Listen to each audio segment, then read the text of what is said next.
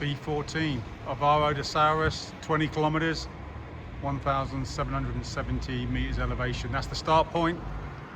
There's a decent bar right opposite the municipality building, and there's Maxi here. Opens in about 2 minutes. Gonna get a resupply and get on the trail.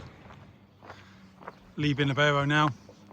Ovaro's got everything you need. A couple of supermarkets. Maxi's open every day. Looks like there's going to be some thunderstorms later.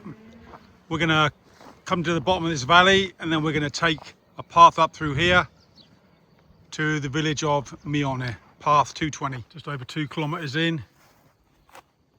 Small town of Mione. I'm staying here tonight, so I'll see you back on trail tomorrow to finish this stage. Big thunderstorms coming in about an hour. Good morning from Casa della Musica in Mione. Had a good night's sleep here last night. Fully recommend this place. The hosts are fantastic. Made me a nice charcuterie board last night. Sat at a glass of wine with them. So if you're on the Via Alpina, this is a great place to stay. Now back on the trail, B14 up to the pass, 1,500 meters in maybe 8 kilometers. So a steep day. Let's get into it. Nice water fountain there, leaving the village of Mione, and now we go up this asphalt road for quite a bit. So even though it's steep, it should make good walking.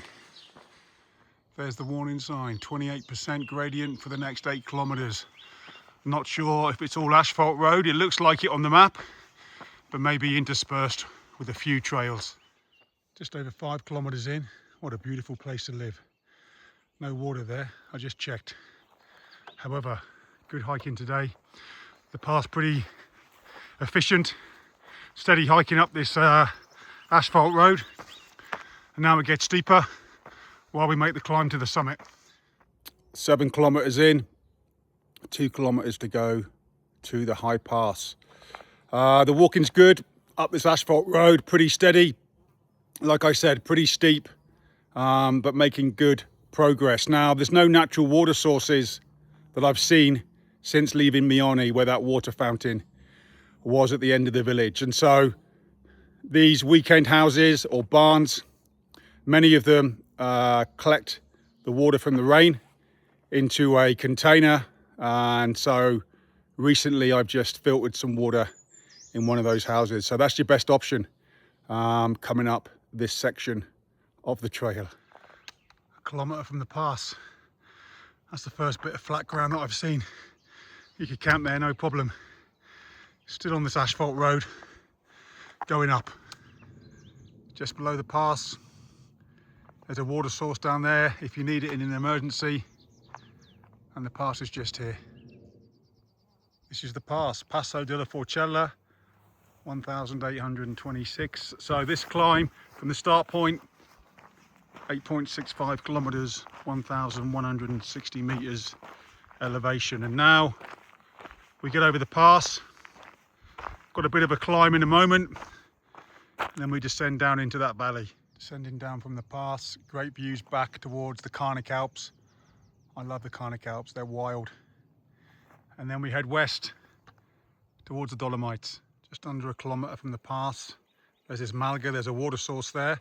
I'm going to fill up and then head down the valley. This is a beautiful part of the trail. Look at the views, plenty of Malgas.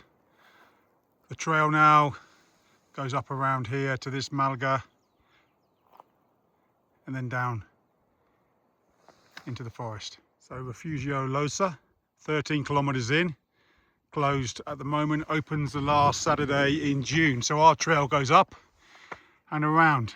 Path 220, forgot to mention it earlier. Beautiful hiking up here. I've just found the ultimate picnic spot. Look at that. What a great place.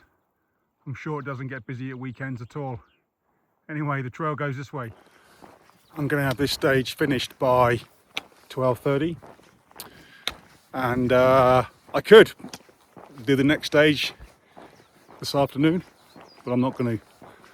I want to find somewhere decent to stay in these mountains tonight and look at the sunset and enjoy this special place. So yeah, let's see if I find somewhere, and hopefully we'll have good sunsets this evening. 16.5 kilometers in, there's this notice board. We're here. If you need to get to Sauris, you can pick up one of these roads, Sauris to Soto and Sauris to Sopra, where there's accommodation options and a store for a resupply. I don't need that at the moment, but resupplied yesterday. So I'm going to carry on trail 206 up to Malga, Pieltnis, and see if I can find somewhere to stay. So let's get back on the trail. There's good news. There's cows in the pastures, which means the refugio could be open. That was a pretty steep climb from the signboard up to this point, 250 meters elevation. Not long to go, and we'll see if the refugio is open. If it is, I'll stay there. If it's not, I'll just stay outside. Malga Pieltnis is closed. I haven't seen anybody. There's a car here. I'm gonna stay here anyway. Big thunderstorms coming in the next hour for 4 hours. So that's the end of B14, 20 kilometers, 1,770 meters elevation. So I'll be back on trail tomorrow morning to do the 20 kilometers or so down to Forni de Sopra. An easy day tomorrow. Let's hope so.